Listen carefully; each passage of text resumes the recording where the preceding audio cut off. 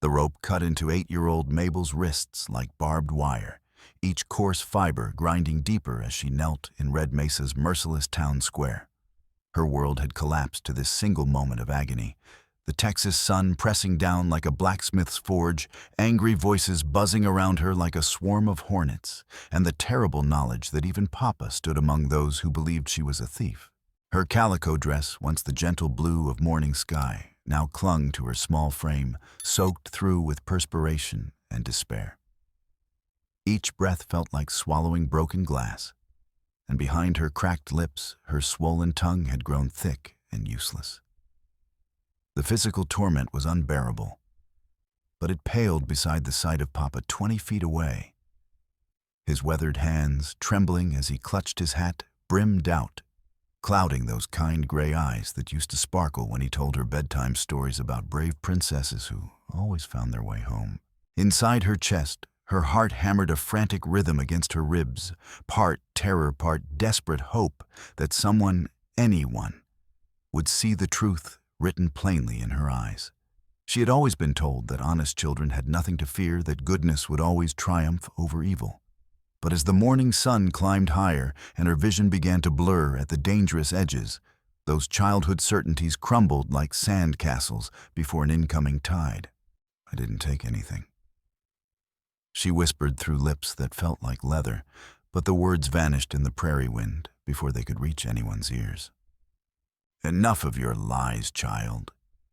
Beatrice Morrison's voice sliced through the September heat like a freshly sharpened blade.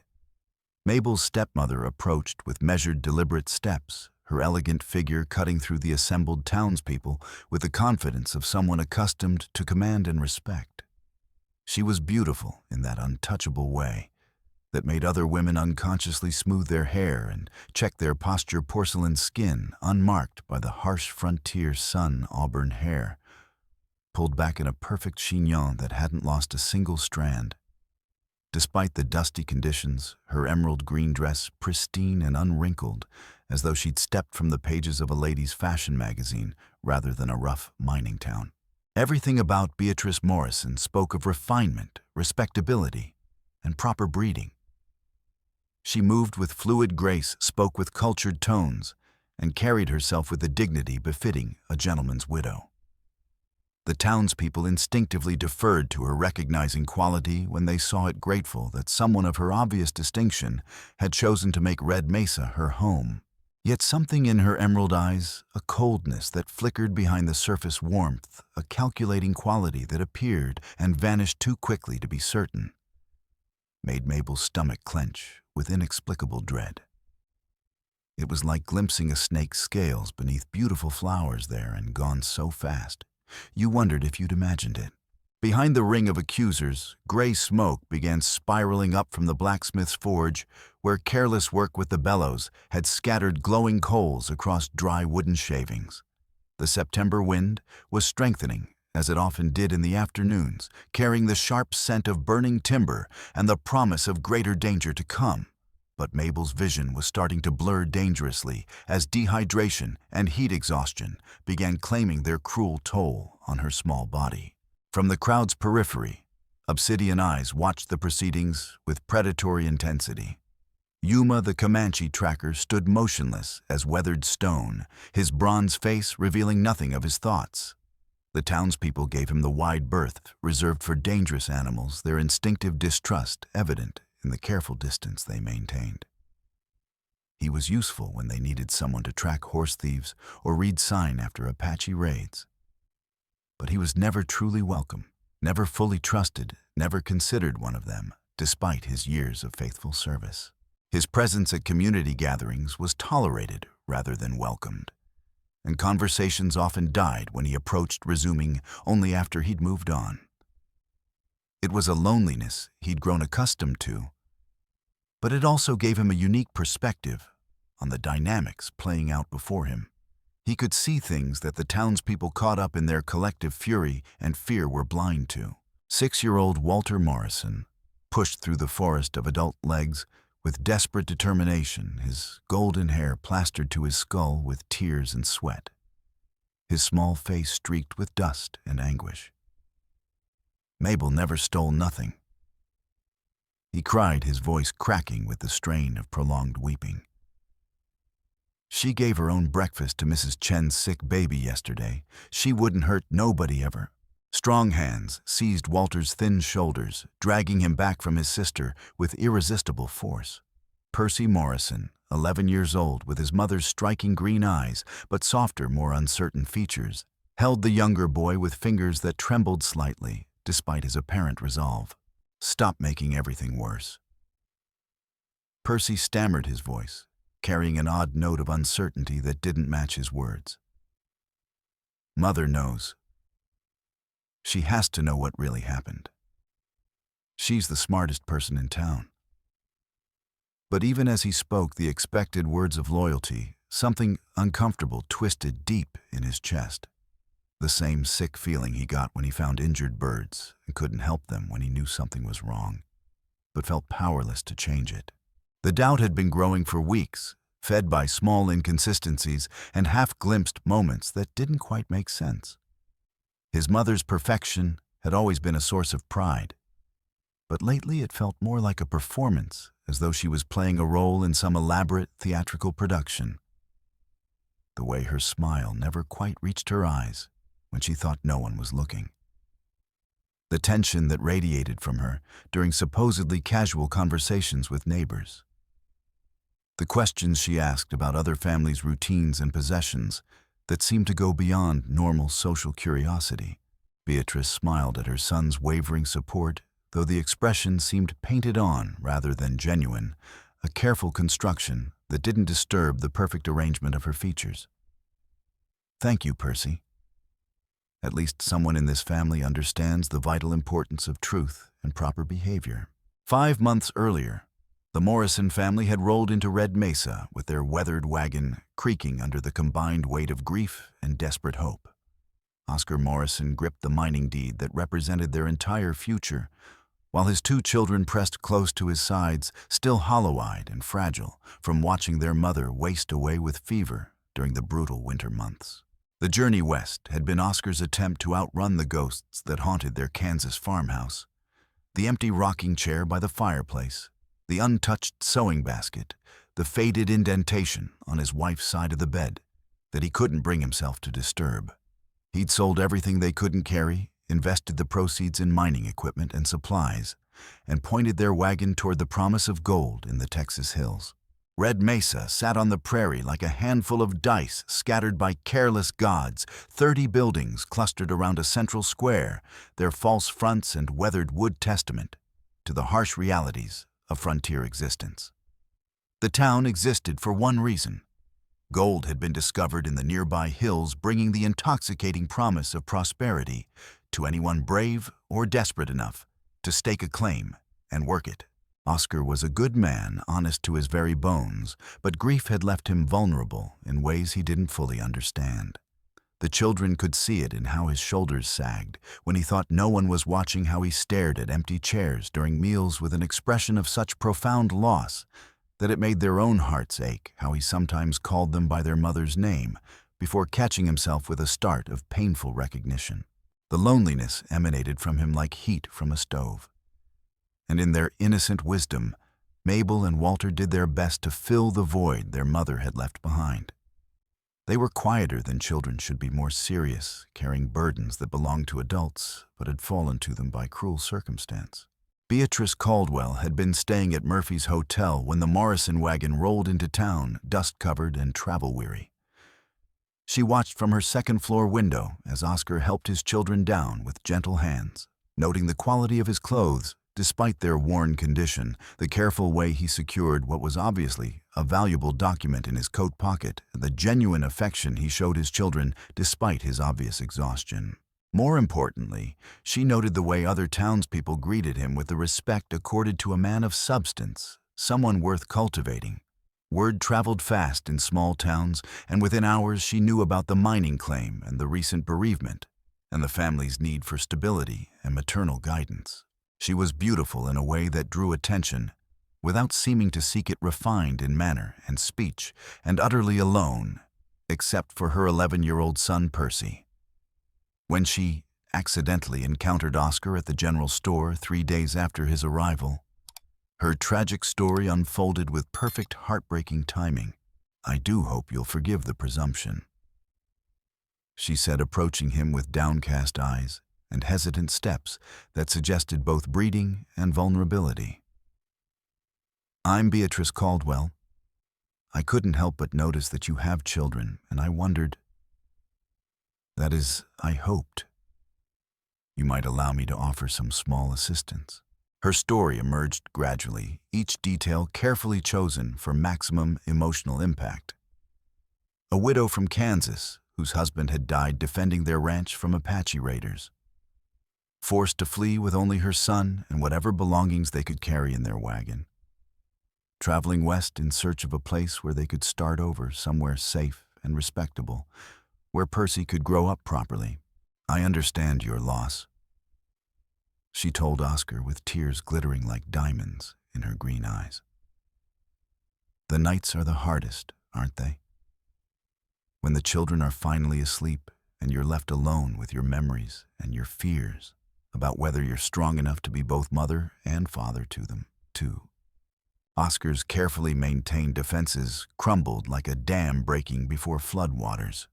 Here was someone who truly understood his pain, who knew the weight of single parenthood and the desperate need to provide stability for grieving children. When she offered to help with small domestic tasks, mending clothes, preparing meals, teaching Mabel the feminine arts her mother would have passed down, he accepted gratefully. Within weeks, her presence had become indispensable. She brought order to his chaotic household, refinement to their rough frontier existence. And most importantly, she provided his children with the maternal guidance they so desperately needed. When he worked late at his claim, she was there to ensure the children ate proper meals and completed their lessons. When nightmares woke them crying for their mother, she was there with gentle words and soothing touches. The marriage proposal, when it came 6 weeks after their first meeting, felt as natural and inevitable, as sunrise after a long, dark night. "I know it's soon." Oscar set his hat in his hands and his heart in his throat. "But my children need a mother, and I need someone who understands what we've been through. If you'll have us, I promise to spend the rest of my life making you happy." Beatrice's acceptance was everything he could have hoped for. Tearful, grateful, and filled with promises of the stable, loving home they could build together. The wedding took place in Red Mesa's small whitewashed church, with half the town in attendance, everyone eager to celebrate the union of two people who so obviously needed each other. Oscar's face glowed with newfound hope and purpose, while Mabel and Walter tried their best to smile for Papa's sake, despite the cold knot of unease that had settled permanently in their stomachs.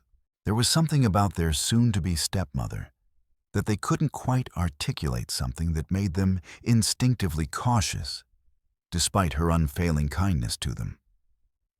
Perhaps it was the way her attention felt more like observation than affection, or how her smiles seemed to require conscious effort, or the subtle distance she maintained even during moments of apparent intimacy. But they were children, and their father was happier than he'd been since Mama died. So they pushed their doubts aside and tried to embrace the promise of a complete family once again. Within days of the ceremony, those carefully suppressed doubts proved tragically prophetic.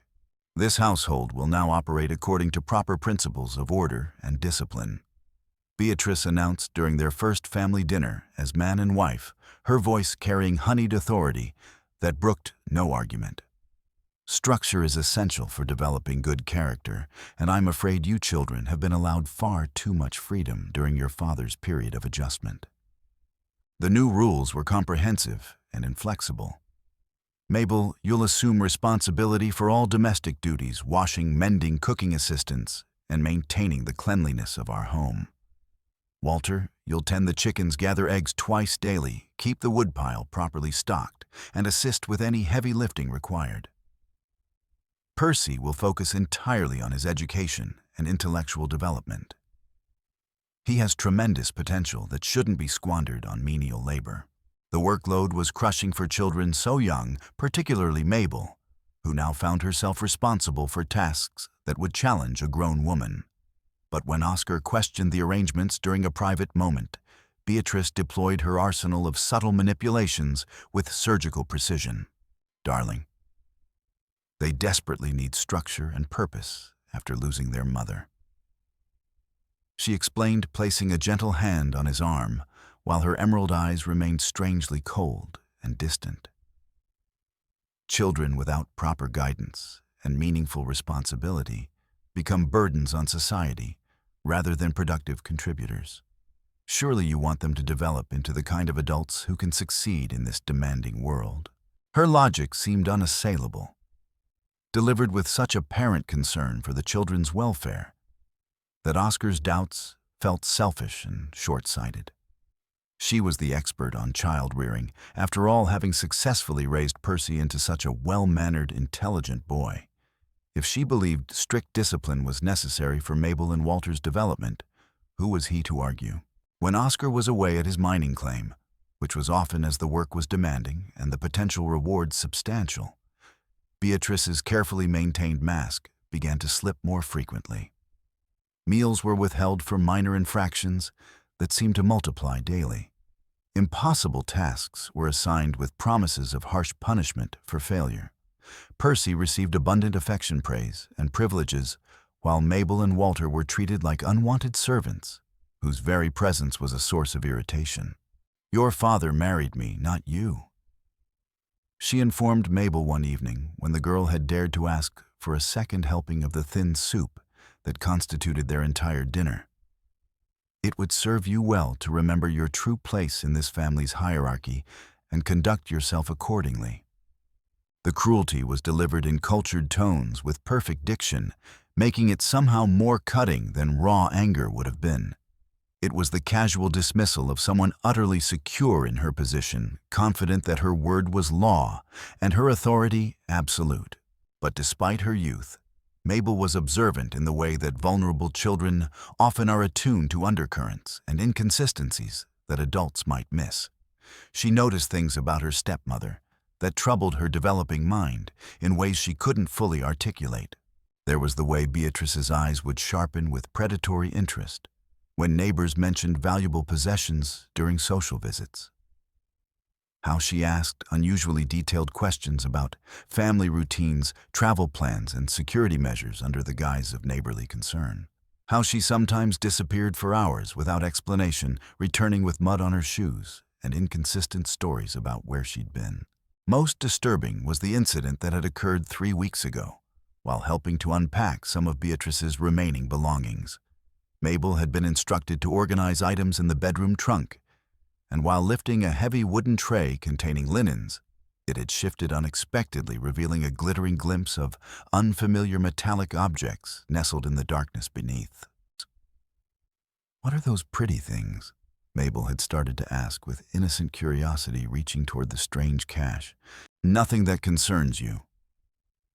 Beatrice had snapped her refined facade, cracking for one terrifying instant to reveal something cold and dangerous beneath. Her hand had closed around Mabel's wrist with surprising strength, her perfectly manicured nails digging into the child's skin hard enough to leave marks. "And if you mention this conversation to anyone at all, you'll learn exactly how unpleasant life can become for little girls who don't know when to keep their mouths shut and mind their own business." The threat in her voice had been so venomous, so utterly at odds with her usual cultured demeanor, that Mabel had never dared ask about it again. But she remembered the incident with crystal clarity, filing it away, with all the other small mysteries that surrounded her stepmother, like shadows. Now, as Red Mesa's annual Founders Fair dawned bright and clear with the promise of community celebration, Beatrice was ready to execute the most audacious and cruel plan of her criminal career. The celebration buzzed with frontier energy and communal spirit that temporarily lifted the harsh realities of daily survival. Colorful bunting fluttered from hastily erected poles like prayer flags, and the mouth-watering aromas of roasting beef, fresh bread, and sweet apple pies drifted across the square on the warm September breeze. Women proudly displayed quilts and preserves, representing countless hours of meticulous labor, their handiwork serving as both art and advertisement for their domestic skills. Men competed in shooting contests that echoed across the prairie and horse races that sent clouds of dust billowing toward the endless horizon, while children darted between the adults like excited puppies, their laughter a bright counterpoint to the serious business of adult conversation. Mabel had spent the previous evening preparing their family's contribution to the communal feast beans and cornbread that she'd mostly cooked herself under Beatrice's supposedly supervisory, but actually critical eye. Every step of the process had been scrutinized, every minor imperfection noted and corrected with sharp words about the importance of representing the family properly in public. Meanwhile, Beatrice had devoted theatrical attention to Percy's elaborate cake, a towering confection decorated with intricate frosting work that would have challenged an experienced baker. Her stepmother insisted on maintaining the appearance of domestic perfection at all times, especially when prominent community members would be observing and forming opinions about the Morrison family's social standing. Oscar moved through the crowds with genuine happiness, lighting his weathered features, discussing his increasingly promising mining claim with neighbors, and basking in the warmth of community acceptance. The gold vein he discovered was showing real potential, and several prominent businessmen had already expressed interest in partnership arrangements that could secure his family's future permanently. For a few precious hours, he could forget the crushing weight of single parenthood and allow himself to enjoy the simple pleasure of belonging somewhere. Beatrice observed everything with calculation, carefully masked as maternal interest, her emerald eyes cataloging every detail while she played the role of devoted wife and mother with consummate skill. She responded to compliments about her dress with modest gratitude, discussed household management with other wives with apparent enthusiasm, and praised her husband's business acumen with convincing pride. But beneath the perfect performance, she was waiting for exactly the right moment to spring her trap. As afternoon shadows began lengthening across the prairie and the celebration reached its peak of joy and community fellowship, she made her carefully timed excuse about needing to check something at home. "I believe I may have left my jewelry box open this morning in my haste to get ready," she told Oscar with just the right note of concern coloring her cultured voice. "Some of those pieces belonged to my dear grandmother, and I'd never forgive myself if something happened to them because of my carelessness." The walk home took exactly the time she'd calculated, long enough to create the necessary staging, but not so long as to arouse suspicion about her extended absence. At the house, she went directly to her bedroom, where her jewelry box sat closed and locked on the dresser exactly as she'd left it that morning. Opening it with her small key, she removed a magnificent sapphire brooch from its place of honor and carefully concealed it in a hidden compartment of her trunk in the same secret cache that Mabel had accidentally glimpsed weeks earlier. The brooch was genuinely valuable, worth more than most Red Mesa families saw in an entire year, genuine sapphires surrounded by small diamonds in an antique gold setting that caught and reflected light like captured starfire. It was also genuinely stolen, though not from any grandmother's collection. She'd taken it from the home of Red Mesa's wealthiest family during one of her carefully planned raids, saving it for exactly this moment when she needed to create maximum chaos and misdirection. Returning to the fair, after exactly 20 minutes of absence, she allowed her face to show the first signs of distress. Nothing dramatic, just the subtle tension of someone struggling to maintain composure in the face of developing crisis. "Oscar," she said, approaching her husband with steps that were slightly too quick to be entirely casual. "I need you to come home with me immediately. Something terrible has happened."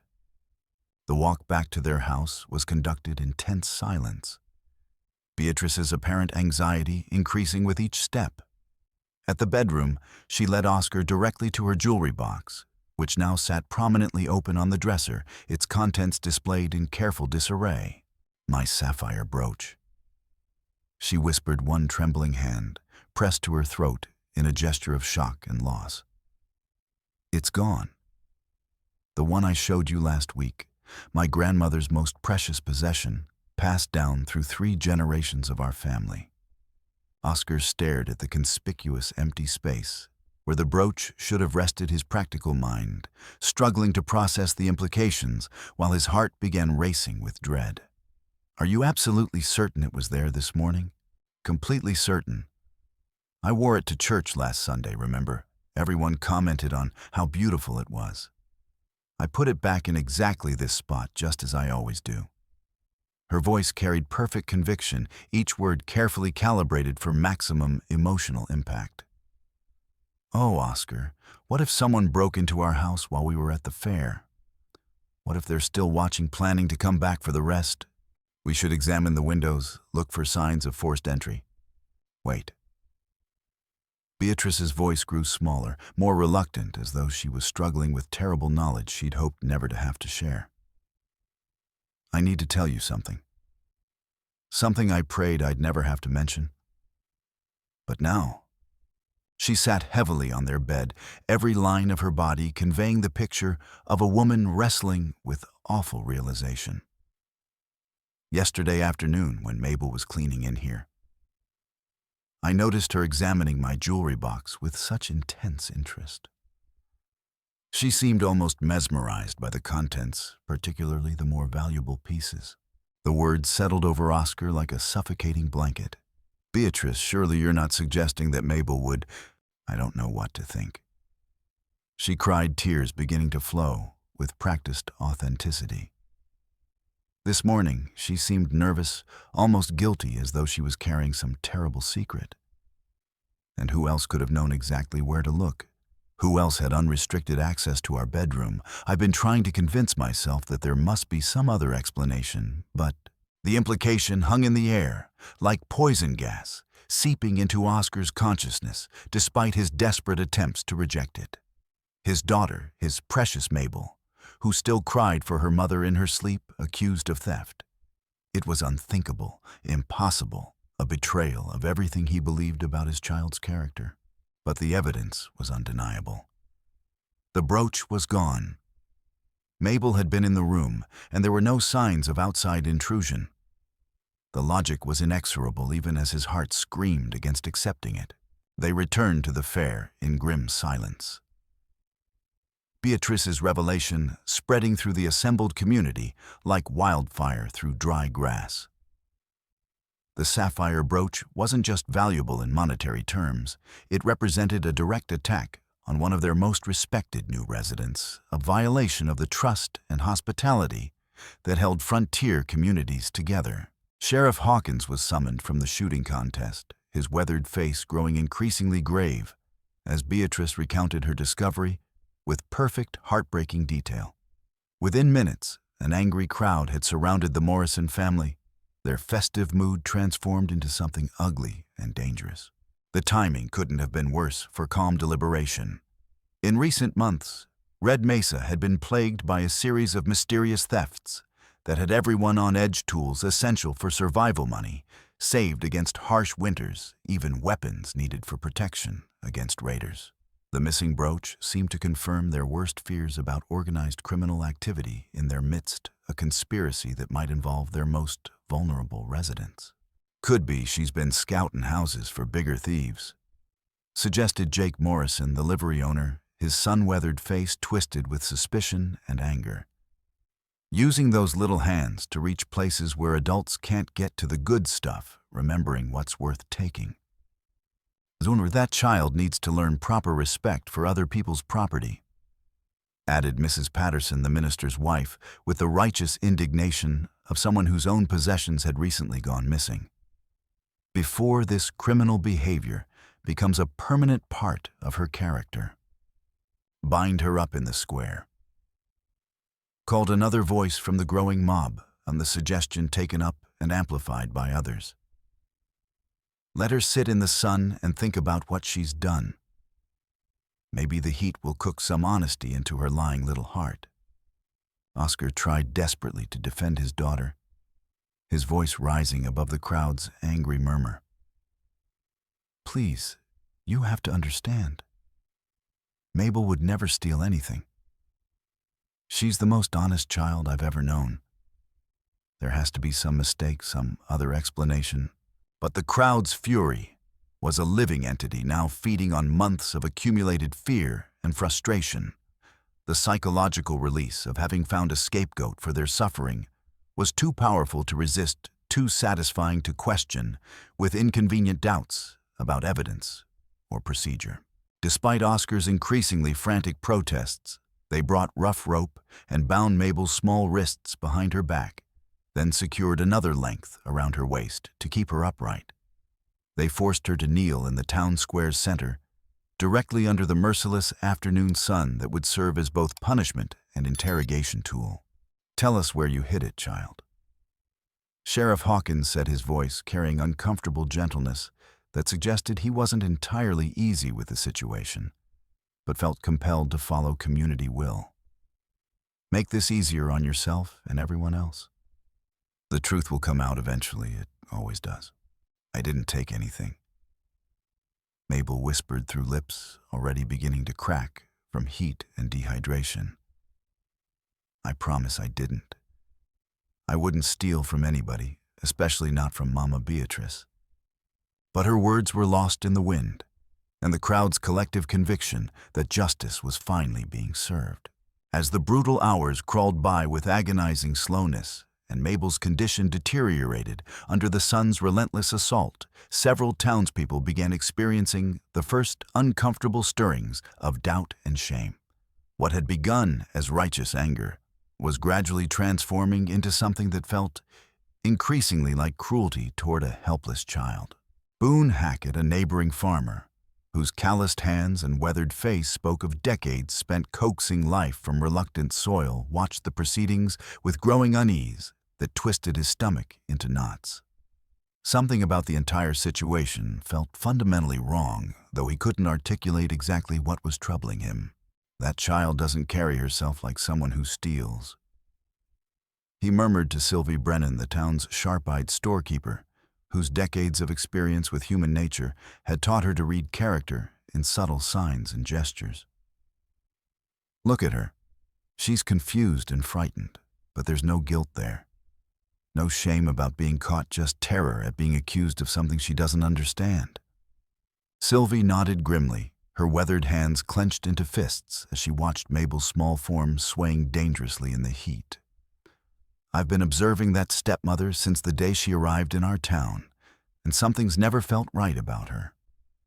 Too perfect, too controlled, like she's constantly performing in some elaborate theatrical production rather than living an authentic life." "What do you mean?" "Last week I witnessed her meeting with that traveling merchant Beckett behind Murphy's Hotel. It wasn't any normal business transaction I've ever seen. Too secretive, too careful with money changing hands, in a way that suggested something illegal or at least questionable." Boone's eyes sharpened with understanding and growing alarm. "You're thinking what I'm thinking. I'm thinking about someone who has regular access to houses throughout the community, someone who can move around without arousing suspicion, someone who knows exactly when families will be away from their homes and what valuable items are worth stealing." Their eyes met in grim recognition of implications that were almost too terrible to contemplate. If they were right about their suspicions, then an innocent child was suffering in the sun, while the real criminals watched and waited for their plan to succeed. But before they could act on their growing certainty, disaster struck from an entirely unexpected direction that would transform their community crisis into a life-threatening emergency.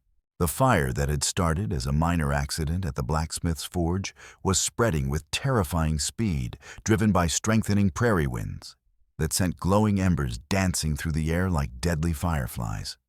What had begun as carelessly scattered coals was now a serious conflagration threatening the entire business district. And residents were beginning to panic as their wooden buildings showed ominous signs of catching flame.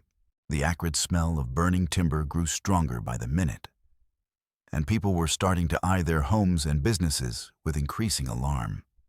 Red Mesa existed in constant fear of fire. A single spark could reduce months of backbreaking labor to ash in a matter of hours, leaving families destitute and homeless on the unforgiving frontier. Meanwhile, Walter had been growing increasingly desperate as he watched his sister's condition deteriorate. The 6-year-old had tried repeatedly to reach Mabel with water or at least some words of comfort, but each attempt was blocked by adults who considered his interference disruptive to the process of justice. Finally, during a moment when the crowd's attention was diverted by the spreading fire, Walter managed to slip away unnoticed. He ran through the increasingly smoke-filled streets, toward the camp where Yuma made his temporary home outside town, his small legs pumping with desperate determination. The Comanche warrior was tending his horses when the boy burst into the clearing. Tears streaming down his dirt-stained face and his words tumbling over each other in panic and exhaustion. "Please, mister." Walter gasped, throwing himself at Yuma's feet without regard for dignity or propriety. "They've got Mabel tied up in the square, and she's dying. Everyone thinks she stole something valuable, but she never would. She's the best person I know, and they won't listen to me because I'm just a kid." Yuma knelt to the child's level, his weathered face grave with understanding and something that might have been anger at the injustice being described. "Your sister walks in truth," he said with quiet conviction. "I have seen this in her spirit during our brief encounters. She carries no darkness, no secrets that weigh on honest hearts. Can you help her? Can you make them see that they're wrong? A warrior protects those who cannot protect themselves. This is the ancient way of my people taught to us by grandfathers, whose grandfathers learned it from the spirits themselves." He reached into his supplies and withdrew a leather water skin and a small piece of hard candy wrapped in clean cloth. "Take these to her when you can reach her safely. Tell her that the eagle watches over honest hearts and that help is coming even when all seems lost." As Walter raced back toward town, clutching the precious supplies, Yuma began his own careful preparations for what he suspected would become a very dangerous situation. His grandfather had taught him that justice was like tracking game. It required patience, skill, and above all, the courage to follow the trail wherever it might lead, no matter how treacherous the terrain or how powerful the prey. Percy Morrison had been struggling with growing unease throughout the entire afternoon, his 11-year-old mind wrestling with contradictions and inconsistencies that didn't fit together properly. Twice, he had started to approach his mother with questions about things that troubled him, but each time her sharp glance had silenced him before he could speak. Now, watching Mabel's obvious suffering and hearing Walter's desperate pleas for justice, something fundamental cracked inside his chest. The loyalty that had been carefully cultivated over years of training was finally coming into conflict with his own developing sense of right and wrong. When the crowd's attention was focused on the spreading fire and the immediate threat it posed to their homes and businesses, Percy slipped away from the square and ran toward home, driven by an impulse he couldn't fully name or understand. At the Morrison house, he climbed the stairs to his mother's bedroom, with his heart hammering against his ribs like a trapped bird desperate for freedom. The jewelry box sat open on the dresser exactly as she had left it, its contents displayed in careful disarray that was supposed to suggest hurried theft. But something nagged at Percy's memory, something about this morning that didn't fit with his mother's story about discovering the theft. He had been awakened unusually early by sounds from downstairs footsteps that were too careful and deliberate for someone simply going about normal morning routines. Looking out his bedroom window, he had seen his mother in their small garden, fully dressed despite the early hour, and carrying what appeared to be a small box or container. When she had returned to the house, she had gone directly to her bedroom, and he had heard sounds that suggested furniture being moved or drawers being opened and closed repeatedly. At the time, he had dismissed it as unimportant. Adults often did incomprehensible things for reasons that children weren't expected to understand. But now, with Mabel suffering in the sun and his mother's story being used to justify that suffering, the memory took on a more sinister significance. Driven by suspicion he didn't fully understand, but couldn't ignore, Percy began examining the bedroom more carefully, looking for anything that might explain the discrepancy between what he had observed and what his mother claimed had happened. In a corner behind the dresser, partially hidden by the furniture's shadow, His fingers found something that made his blood run cold, a small piece of blue stone, gleaming like a trapped fragment of sky, and clearly broken from something larger. A piece that perfectly matched the color his mother had described when showing him her precious grandmother's brooch just last week, holding it up to the light and explaining its supposed family history with tears in her eyes. At that moment, Boone and Sylvie were leading Sheriff Hawkins and several other prominent townsmen toward the Morrison house, their suspicions about Beatrice finally crystallizing into the kind of certainty that demanded immediate action. If we're wrong about this, we'll owe that woman the most sincere apology of our lives, Hawkins said as they approached the front door, his weathered hand resting uncertainly on his gun butt. And if we're right, Boone replied grimly, his jaws set with determination. We've got an innocent child dying in the sun while the real criminals watch their plan succeed perfectly. They found Percy in his mother's bedroom, clutching the small sapphire fragment and crying with the desperate, heartbroken confusion of a child whose entire world was crumbling around him like a house built on sand.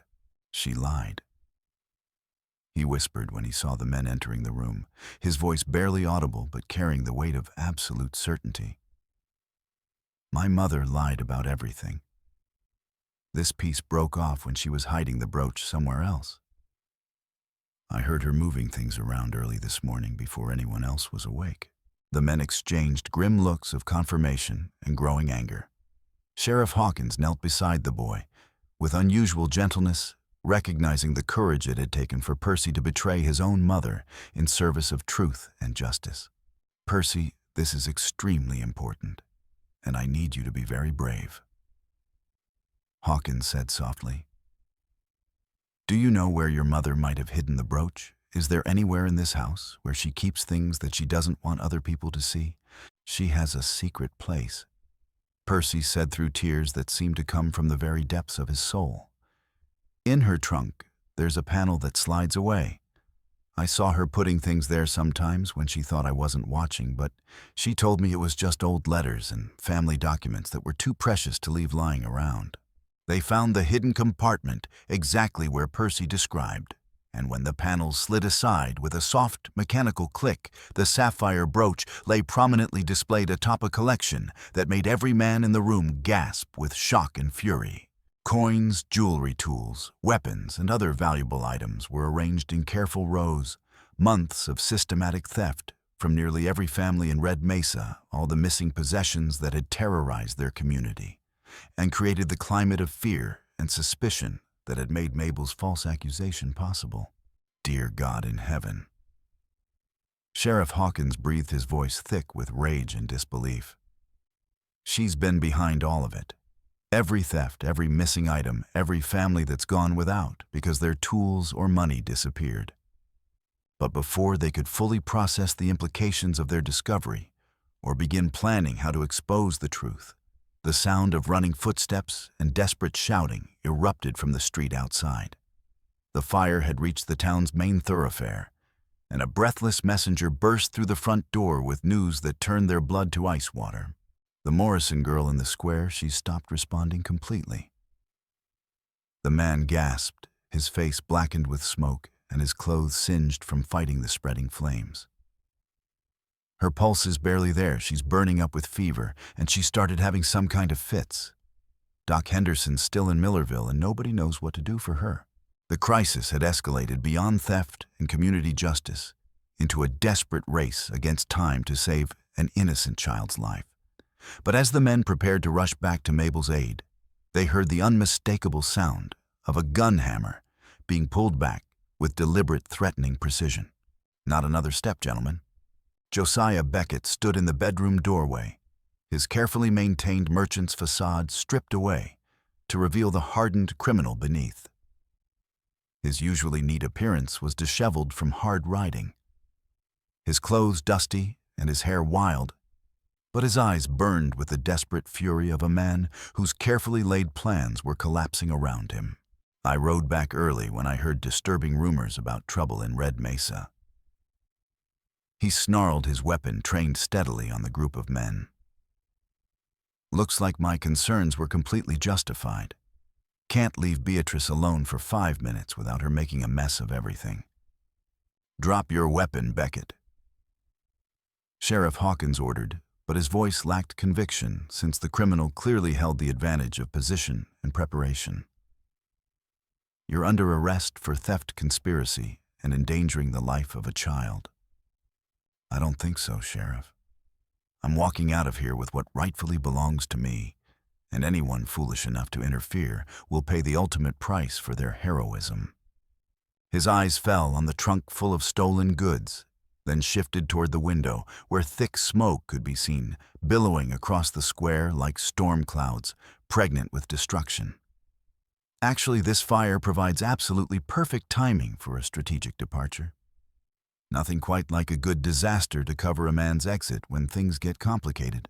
But Beckett wasn't finished with his bitter recriminations. His partnership with Beatrice had turned increasingly sour over money, and mutual betrayal and rage had loosened his normally careful tongue in ways that would prove catastrophic. Your precious Mrs. Morrison has been systematically cheating me for months. He continued with vicious satisfaction, apparently enjoying the shock on the townsmen's faces. We were supposed to be equal partners in this operation, but she's been keeping the most valuable pieces for herself while passing me worthless scraps. That brooch was specifically earmarked for my contact in Kansas City, but she decided to use it for this elaborate frame-up instead. The criminal conspiracy was spilling out in front of witnesses like blood from a mortal wound, destroying any hope Beatrice might have retained for maintaining her carefully constructed innocence. But Beckett's confession was interrupted by new chaos erupting from the street outside. "Whole downtown's catching fire," someone shouted with panic-stricken urgency. "Every building on Main Street's going to burn if we don't get organized right now." Through the bedroom window, they could see that the flames had indeed spread to multiple structures, creating a genuine inferno that threatened to consume the entire business district. Worse, burning embers were beginning to fall on the Morrison house itself, and the sound of crackling flames was growing steadily closer and more menacing. In the growing confusion of smoke heat and imminent danger, Yuma had positioned himself outside the house with tactical precision, watching for any opportunity to intervene effectively. Through the thickening haze that was beginning to choke the air, he could see that the fire was racing toward the town square with terrifying speed, driven by prairie winds that showed no signs of diminishing. In perhaps 5 minutes, maybe less, the flames would reach Mabel's helpless form, and she would die horribly, while bound and unable to escape. The image of the child who had shared her family's food with him, burning alive because of adult cruelty and stupidity, filled him with a cold rage that his warrior training had taught him to channel into deadly effectiveness. Inside the house, the standoff continued as Beckett desperately began stuffing stolen goods into his pockets and saddlebags with the frantic energy of a man whose time was running out. But his hasty movements were interrupted by the appearance of another figure in the doorway. Beatrice Morrison herself, her perfect composure finally beginning to crack as she realized that years of careful planning were collapsing into chaos and exposure. "Josiah, what in God's name are you doing here?" she demanded, but her cultured voice carried an unmistakable note of panic that suggested her confidence was finally beginning to waver. "What am I doing?" He laughed harshly, the sound carrying no humor whatsoever. "I'm trying to salvage something from this complete disaster that you've created with your greed and your stupid obsession with that mining deed. Did you really think you could frame an innocent child, steal everything we've worked for, and disappear without me noticing?" The accusation hung in the smoke-filled air like a physical blow.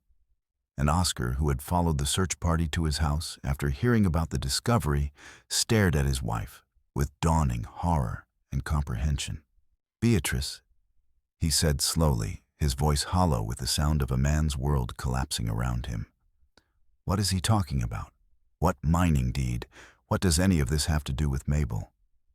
She tried one last desperate manipulation, tears flowing with practiced authenticity as she reached for Oscar's hands, with what appeared to be genuine desperation. "Darling, you can't possibly believe him. He's obviously a desperate criminal who will say anything to the brooch."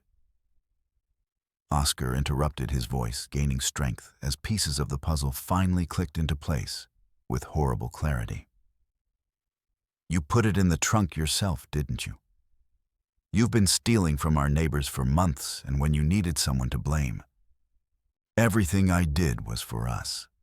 Beatrice cried, her carefully maintained mask finally slipping completely to reveal the calculating predator beneath. "To secure our future, to give us the life we deserve, to ensure that we never have to worry about poverty or hardship again. By letting my daughter nearly die in the sun like a rabid animal." The confrontation exploded into multiple simultaneous crises as the house began filling with smoke from the approaching inferno. Beckett, seeing his escape route closing and his partner's cover completely blown, made a desperate decision that would transform the situation from dangerous to potentially lethal. Grabbing Percy by the collar, he pressed his gun barrel against the boy's temple while backing toward the window that offered the only remaining exit from the rapidly deteriorating situation. "Nobody moves, or the boy dies," he shouted, his voice cracking with desperation and fear. "I'm walking out of here with what I can carry, and if anyone tries to stop me, this kid's blood will be on your hands." Percy's eyes were wide with terror. But there was something else there too, a kind of grim determination that suggested he understood exactly what was happening and why. At 11 years old, he was mature enough to grasp the full implications of his mother's crimes and his own unwitting complicity in an innocent child's suffering. It was at that crucial moment that Yuma acted with the lightning reflexes and tactical precision of a warrior trained from childhood in the arts of combat and survival. The Comanche burst through the smoke-filled window in an explosion of glass and splintered wood, his war cry piercing the air as he tackled Beckett around the waist and sent them both crashing to the floor in a tangle of limbs and fury. The gun discharged harmlessly into the ceiling, showering everyone with wooden splinters and plaster dust, while the two men rolled across the burning room in deadly, desperate combat. Percy scrambled away from the violence, his young mind struggling to process the chaos surrounding him. "Get out of here!" Yuma shouted as he grappled with the criminal, his hands locked around Beckett's throat while the man clawed at his eyes with desperate fingernails. "Get to the girl before the fire reaches her. She has maybe 3 minutes before the flames arrive." The battle between warrior and criminal raged across the smoke-filled parlor as burning debris began falling through the compromised roof like hellish rain. Despite his age advantage and desperate strength, Beckett was no match for someone trained in combat from childhood. But he fought with the vicious energy of a cornered animal who knew that capture meant certain death at the end of a rope. But Beatrice, seeing her final opportunity for escape with whatever wealth she could carry, bolted toward the door. With the stolen goods, she could manage her elegant dress, hampering her movements, but her survival instincts overriding all other considerations. Behind her, Percy stood frozen between loyalty to the woman who had raised him and horror at everything she represented.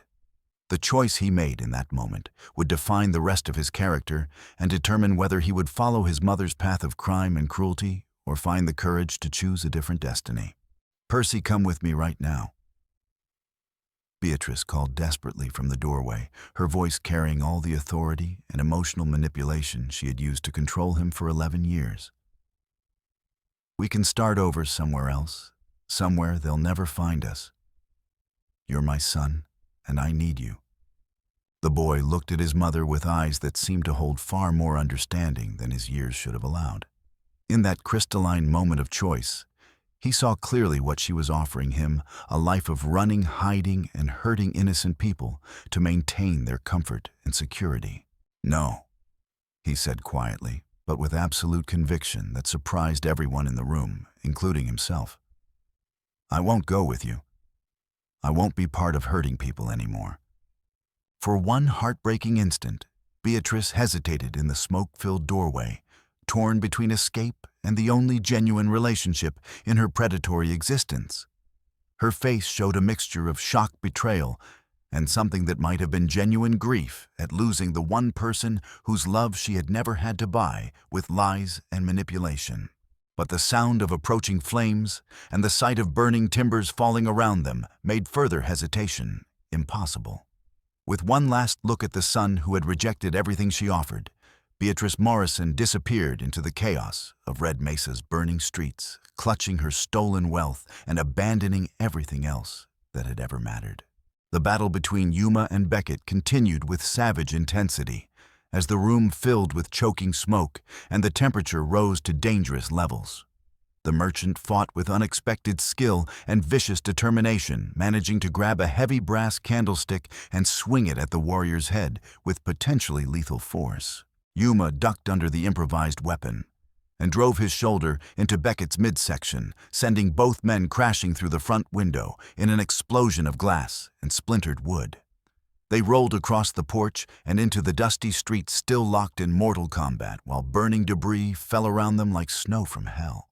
"You want to burn for your crimes," Yuma growled, finally managing to pin Beckett's gun hand against the ground while pressing his forearm across the man's windpipe.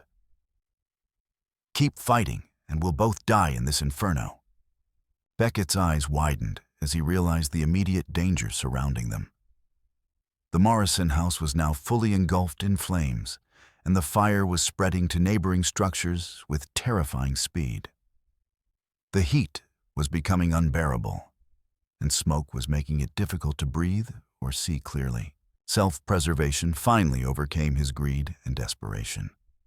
All right, he gasped. "You win. Just get us away from this before we both burn alive." Yuma hauled the semi-conscious criminal to his feet and shoved him toward Sheriff Hawkins, who immediately placed Beckett under arrest, while the townspeople focused their attention on the far more urgent crisis developing in the square. The fire had created a wall of heat and smoke that was rapidly approaching Mabel's unconscious form, and time was running out with the relentless precision of an executioner's countdown. Her small body remained motionless on the ground, completely helpless against the approaching disaster that would claim her life within minutes if immediate action wasn't taken. Oscar reached his daughter first, his heart breaking at her condition as he scooped her limp form into his arms with trembling hands. She was barely breathing, her skin burning with fever, while her pulse fluttered weakly like a dying bird's heartbeat. Her lips were cracked and bleeding, her eyes sunken with dehydration, and her small body felt frighteningly light and fragile. Walter knelt beside them, tears streaming down his soot-stained face as he tried to give her water from Yuma's leather skin, but she was too far gone to swallow safely. "Where's the nearest doctor?" Oscar demanded frantically of anyone who would listen, his voice cracking with desperation and guilt. "Doc Henderson's still in Millerville, 20 miles south." Sylvie replied, appearing at his elbow with her medical supplies and the calm competence of someone accustomed to frontier emergencies. "But I've delivered babies, treated fevers, and dealt with heat exhaustion for 30 years. Let me examine her immediately." As Sylvie knelt beside Mabel with practiced efficiency, checking her pulse, breathing, and the color of her skin, the assembled townspeople watched with a mixture of shame and growing horror. The child they had been so eager to punish was clearly dying, and their righteous anger was transforming into guilt and self-recrimination that would haunt them for years to come. "She's severely dehydrated and suffering from dangerous heat exhaustion," Sylvie announced grimly after her quick but thorough examination. "Her body temperature is critically high, and she's showing signs of organ stress that could become permanent if we don't act immediately. We need to get fluids into her system and cool her body temperature as quickly as possible. My store has a back room that's still clear of smoke." She continued, taking charge of the medical emergency with calm authority. "Bring her there right now while I prepare what we need to save her life." As they carefully transported Mabel away from the immediate danger of the spreading fire, Beatrice was making her desperate escape through Red Mesa's burning streets, her elegant dress torn and stained her perfect appearance, finally as disheveled as her moral character. But the town wasn't finished with her yet. The fire had spooked the horses at the livery stable, sending them stampeding through the streets in wild panic, their eyes rolling white with terror as they fled the flames and smoke that threatened everything they understood about safety and home. Beatrice found herself trapped in a narrow alley as the terrified animals thundered past their iron shoes, striking sparks from the rocky ground, while their powerful bodies created a deadly gauntlet that could crush anyone unlucky enough to be caught in their path. When the immediate danger passed and the last horse had disappeared into the smoke-filled distance, she emerged from her hiding place to find Boone Hackett blocking her path to the river, where she had hoped to find a boat or raft that could carry her to safety downstream. "Running away so soon, Mrs. Morrison?" he asked with quiet determination, his weathered face set in hard lines that spoke of absolute resolve. "Leaving your husband and son to face the consequences of your crimes. Get out of my way, you ignorant farmer." Beatrice snarled, her refined facade completely abandoned now that her true nature was exposed, and her carefully constructed life lay in ruins. "I'm finished with this pathetic collection of hovels, and everyone stupid enough to live in them." "What about Percy? You're really going to abandon your own son after everything he's been through?" The question struck home like a physical blow, cutting through her rage and desperation to the one vulnerability she couldn't armor against. For all her crimes and manipulations, Percy had represented the only genuine relationship in her predatory existence. The one person whose love she had never had to buy with lies and false promises. "Percy will survive without me," she said. But her voice shook with something that might have been genuine emotion. "Children are remarkably adaptable. He'll find someone else to take care of him, someone who won't drag him down with their mistakes. Or maybe you're just telling yourself that to make abandoning him feel like mercy instead of the ultimate betrayal it really is." Beatrice pulled out the small derringer she kept concealed in her dress, pointing it at Boone with hands that trembled despite her attempt at bravado. "I said get out of my way. Don't make me do something we'll both regret." But the sound of approaching hoofbeats announced the arrival of Sheriff Hawkins and several deputized townsmen, all mounted and armed, for the pursuit they had known would be necessary. Her escape route was completely cut off now, and the bag of stolen goods in her possession made any claim of innocence impossible. "It's over, Beatrice." The sheriff called across the smoky distance, his voice carrying the weight of absolute authority. "Drop your weapon and surrender. You're completely surrounded, and there's nowhere left to run." Instead of submitting to the justice she had spent months evading, Beatrice turned and ran toward the river with the desperate energy of a cornered animal who knew that capture meant certain death. Her high-heeled boots made treacherous footing on the muddy bank, but fear and adrenaline drove her forward toward the dark water that represented her only remaining hope of escape.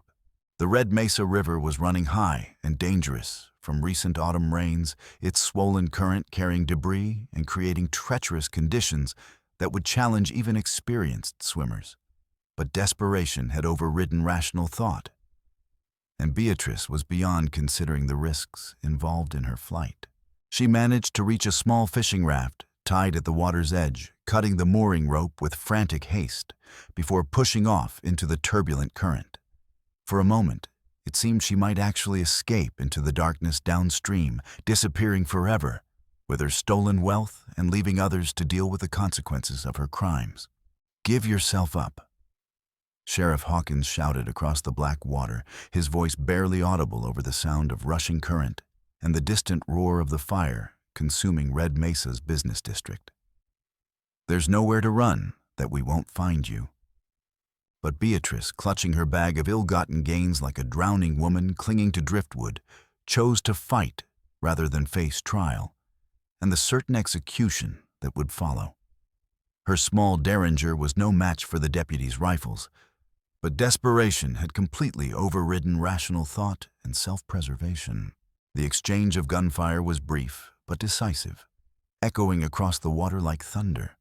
The first shot splintered the raft's steering pole, sending the crude vessel spinning helplessly in the dangerous current. The second punctured her leather bag, spilling coins and jewelry into the dark water like fallen stars, returning to the void from which they came. The third shot found its intended target. Beatrice Morrison, whose real name would never be discovered by the authorities, toppled backward into the Red Mesa River, with a splash that was immediately swallowed by the rushing current.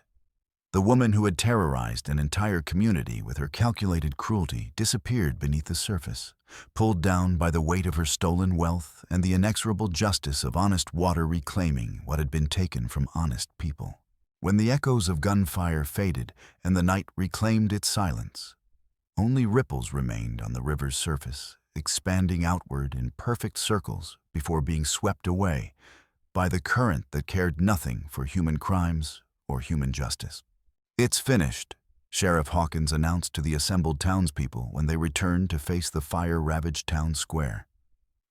"Beatrice Morrison is dead, and Josiah Beckett is in custody, awaiting trial for theft conspiracy and endangering the life of a child." The wave of thefts that has terrorized our community for months is finally over. A cheer rose from the crowd, but it was subdued by exhaustion, smoke inhalation, and the sobering realization of how close they had come to committing an unforgivable injustice against a completely innocent child, whose only crime had been existing in the wrong place at the wrong time.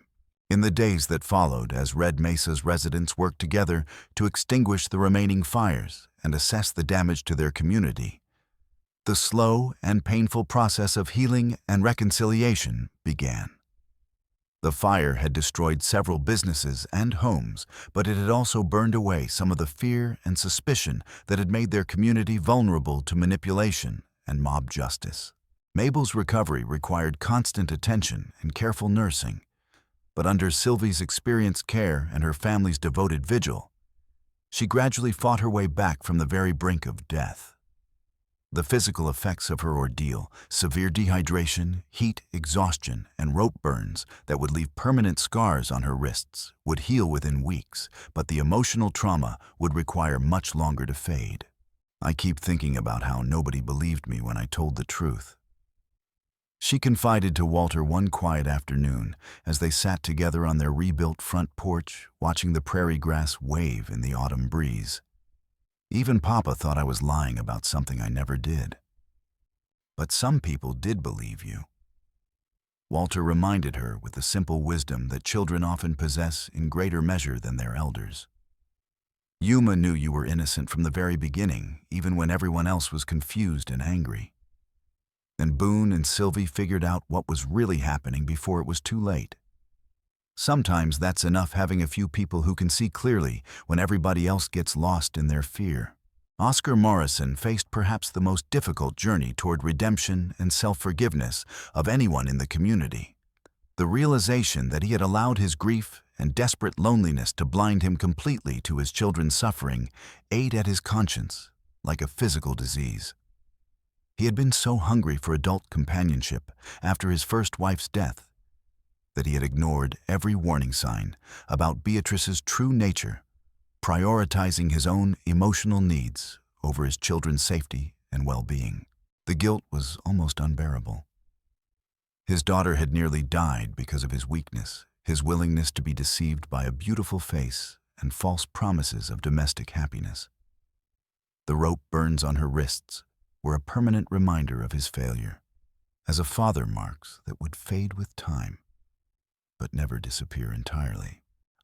"How do I earn back their trust?" he asked Boone one evening as they worked side by side, rebuilding the fire-damaged sections of downtown Sweat and honest labor, providing some small outlet for his overwhelming guilt and self-recrimination. "How do I prove to them that I'll never let them down again?" "By being the father they need right now," Boone replied, with the simple honesty that had made him respected throughout the community. by putting their well-being ahead of your own wants and fears from this day forward.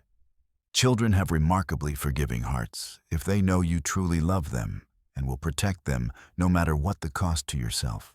The wisdom proved sound. As Oscar began including Mabel and Walter in every decision about their future, as he started truly listening to their concerns and respecting their insights rather than dismissing them as childish fears, the family slowly began to heal from their shared trauma. The mining claim continued to provide adequate income for their needs, but Oscar made it absolutely clear that his children's happiness and security were his highest priorities, more important than wealth or social standing or any other consideration. Percy's situation presented the community with a complex moral challenge that had no easy answers. At 11 years old, he was mature enough to understand the full magnitude of his mother's crimes and his own unwitting complicity in the suffering of innocent people. But he was also young enough to be shaped by different influences if given proper guidance and support. Red Mesa wrestled collectively with how to handle a child who had been both victim and unwilling accomplice to serious criminal activity. Some voices called for harsh punishment, arguing that criminal tendencies might be inherited and that Percy posed a future threat to community safety. Others advocated for compassion, pointing out that the boy had ultimately chosen truth over family loyalty, at tremendous personal cost. The child needs guidance and positive examples, not punishment and rejection, argued Reverend Matthews during a heated town meeting that stretched long into the night. He was raised by a professional criminal who used love and manipulation to control his behavior. But that doesn't make him irredeemable if we're willing to invest in his character development. Yuma, whose warrior code emphasized the protection and proper guidance of all children, regardless of their circumstances, volunteered to take responsibility for Percy's rehabilitation and moral education. In my tribe, when a young person loses their way, the entire community works together to guide them back to the proper path. This boy chose truth over loyalty to his mother when it mattered most. That required genuine courage that many adults never find within themselves. The arrangement proved beneficial for both the man and the child. Percy, consumed by guilt over his role in Mabel's near-death experience and haunted by nightmares about his mother's crimes, threw himself into making amends with desperate energy and genuine remorse that impressed everyone who witnessed his transformation. Under Yuma's patient guidance, he learned to channel his intelligence and determination toward constructive purposes rather than the criminal schemes his mother had taught him to admire. More importantly, he began to understand the difference between clever manipulation and honest communication, between taking what you wanted and earning what you needed through hard work and integrity. Why are you helping me when everyone else looks at me like I'm already a lost cause? Percy asked one afternoon as they worked together repairing fire damage at the schoolhouse, his hands blistered from unaccustomed labor, but his spirit lighter than it had been in months. Because you chose truth over loyalty to your mother when it would have been easier to remain silent. Yuma replied with quiet conviction. That required more courage than most grown men possess in their entire lives. Courage can be shaped into honor with the right guidance and examples, but it must first exist in the heart. You have proven that yours is true. The relationship between Red Mesa's residents and Yuma also underwent a profound transformation as a result of the crisis and its resolution. The Comanche warrior's crucial role in exposing the truth and saving Mabel's life had shattered many of the prejudices and assumptions that had previously defined their interactions with him. For years they had tolerated his presence because his tracking skills were useful, but they had never truly accepted him as one of their own. He was kept at arm's length, viewed with suspicion and distrust that reflected broader tensions between settlers and Native Americans throughout the frontier.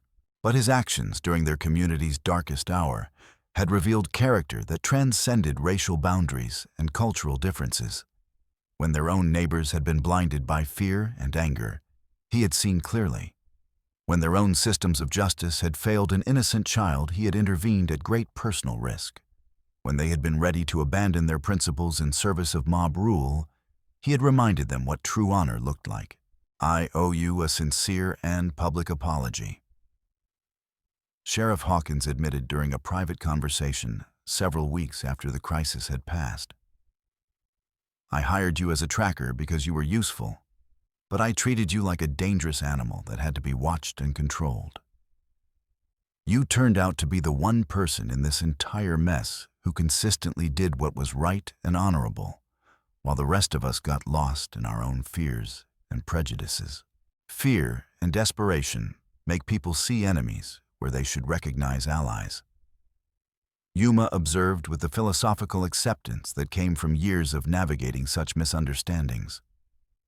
But crisis also reveals true character. This community has fundamentally good people who were temporarily blinded by their suffering and their need to blame someone for their losses. As winter approached the Texas prairie, bringing relief from the brutal summer heat and time for quiet reflection on the lessons they had learned, Red Mesa had transformed from a community divided by suspicion and fear into one united by shared experience and hard-earned wisdom. They had established new procedures for handling accusations of criminal activity requiring clear evidence and fair procedures before anyone could be punished or detained. The memory of Mabel's suffering served as a permanent reminder of how quickly righteous anger could transform into something ugly and dangerous when not tempered by reason and proper process. Sylvie Brennan formalized her role as the community's advocate for vulnerable residents by establishing a social welfare committee designed to identify and assist families in crisis before they became targets for manipulation or exploitation. If someone like Beatrice Morrison ever tries to infiltrate our community again, she announced during the committee's first official meeting, "We'll be ready to recognize the warning signs and intervene before innocent people get hurt." The town's next Founders Fair, held the following autumn, was a markedly different celebration from the one that had preceded their crisis. Instead of the tense gathering where fear and suspicion had bubbled just beneath the surface of forced merriment, it became a genuine commemoration of survival growth and the triumph of truth over deception. Mabel, now 9 years old and fully recovered from her ordeal, participated in the children's games and storytelling contests with enthusiasm that demonstrated her remarkable resilience and capacity for forgiveness. The rope scars on her wrists had faded to thin white lines that served as permanent reminders of human cruelty and human courage existing side by side. "Look at her," Oscar marveled to Boone as they watched Mabel win a prize for her recitation of a poem about justice and mercy. "A year ago, I nearly lost her to my own blindness and selfishness. Now she's stronger and wiser than children twice her age, and she's forgiven me more completely than I've forgiven myself." "Young ones are more resilient than we often realize," Boone replied with warm satisfaction, "especially when they know they're truly loved and protected by people who will never let them down again."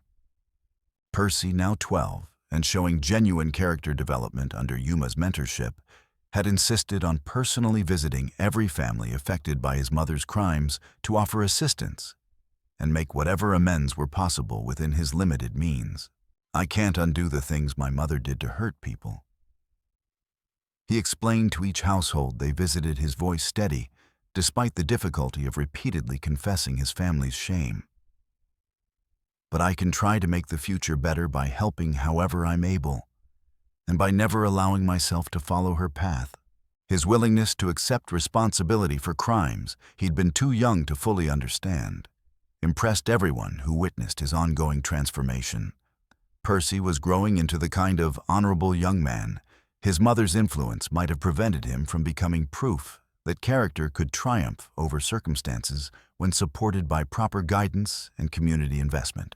On a crisp December evening, as the first snow of winter began dusting the Texas plains with pristine white that would temporarily hide the scars left by fire and conflict, the Morrison family gathered in their rebuilt home for a quiet dinner that had become their weekly tradition. The same kitchen where Beatrice had once dispensed cruelty and manipulation now served as a sanctuary of warmth, honesty, and genuine affection. The walls displayed simple decorations made by the children, and the table was set with mismatched dishes that spoke of practicality rather than pretension. "Tell the story again," Walter requested, as had become their custom during these family gatherings. "About how Yuma figured out the truth and saved our family from the lies." Mabel, now comfortable with her role as the tale's central figure, and understanding the importance of remembering difficult truths, began the familiar narrative with the measured cadence of someone who had learned to find meaning in suffering. But she consistently focused on the positive elements of their experience, the courage of those who had stood up for justice, when it would have been easier to remain silent, and the importance of seeking truth even when convenient lies were more comfortable, and the power of forgiveness to heal wounds that seemed too deep for any remedy. The most important lesson, she concluded thoughtfully, her young voice carrying wisdom that should have taken decades to acquire, is that good people don't stay silent when they see injustice happening around them. Even when it's frightening, even when everyone else is going along with something wrong, someone has to speak up for what's right. And when they do, other good people will find the courage to join them. Oscar listened to his daughter's words with a mixture of overwhelming pride and persistent guilt that he suspected would never entirely fade. She had learned lessons from her ordeal that many adults never mastered, finding strength and wisdom in suffering that might have broken a lesser spirit. But perhaps that was the true measure of healing. Not the absence of scars, but the ability to transform pain into wisdom, trauma into strength, and personal suffering into universal lessons that could benefit others facing similar challenges. 3 months later, as spring returned to the Texas prairie with its eternal promise of renewal and growth, Red Mesa held a special ceremony to honor those who had stood for truth during their community's darkest hour. Yuma was officially appointed as the town's permanent sheriff, a position that finally gave him the respect and acceptance he had earned through years of faithful service. The appointment also served as a bridge between cultures, helping to ease tensions between settlers and Native Americans throughout the region. Percy presented Mabel with a hand-carved wooden box he had made during his winter lessons with the town carpenter, its surface polished to a warm glow and decorated with intricate designs that spoke of patience and careful craftsmanship. Inside, nestled in soft velvet, was the small mirror Yuma had given her during her hour of greatest need, polished to brilliant clarity, and mounted in a silver frame engraved with words that captured the essence of their shared experience. "Truth always wins. I wanted you to have something beautiful to remember, that even in the darkest times, there are people who will fight for what's right," Percy said with quiet sincerity, his green eyes inherited from his mother, but now reflecting entirely different values, bright with genuine affection and respect. Mabel accepted the gift, with the grace that had always marked her character, her smile, carrying the radiance that had survived every attempt to extinguish it. "Thank you, Percy. And thank you for being brave enough to choose the truth when it mattered most. That took more courage than anything I did." The crisis that had begun with a stolen brooch and false accusations had ultimately revealed profound truths about the difference between justice and vengeance, between community and mob rule, between the courage required to seek difficult truths and the cowardice that preferred convenient lies. Red Mesa had learned that the greatest threats to any community often came not from external enemies or natural disasters, but from the willingness to sacrifice innocent people in service of fear, prejudice, and the dangerous comfort of having someone to blame for problems beyond easy solution. As the years passed and the children grew into adults shaped by their shared experience, the story of Mabel Morrison and the sapphire brooch became part of Red Mesa's founding mythology, a cautionary tale about the dangers of rushed judgment and the power of individuals to stand against injustice when collective wisdom failed. But its most enduring legacy lived in the transformed relationships between people who had learned to see past surface differences to the common humanity beneath. Oscar became a devoted father who never again prioritized his own needs over his children's welfare. Percy grew into a respected businessman known throughout the territory for his absolute honesty and dedication to community service. Yuma found a permanent home among people who had learned to value character over appearance and contribution over ancestry. Most importantly, Mabel Morrison grew into a young woman whose experiences had taught her that truth, however deeply buried, would always find a way to surface when courageous people were willing to dig for it. She carried that lesson forward into every aspect of her life, becoming a teacher who ensured that future generations would understand the difference between justice and revenge, between fear and wisdom, between the easy path of following the crowd and the harder but more honorable road of standing for what was right, regardless of personal cost. The sapphire brooch that had caused so much suffering now rested at the bottom of the Red Mesa River, its artificial beauty claimed by honest water, and returned to the earth from which it came. But in its place, the town had gained something far more precious, the knowledge that communities were strongest when they protected their most vulnerable members, and that the greatest treasures were not gold or jewels, but the courage to defend truth when everything else seemed lost. And in the growing darkness of each prairie evening, lit by the warm glow of windows where families gathered in safety and love, Red Mesa stood as proof that justice, however delayed or difficult, would always find its way home to those brave enough to seek it.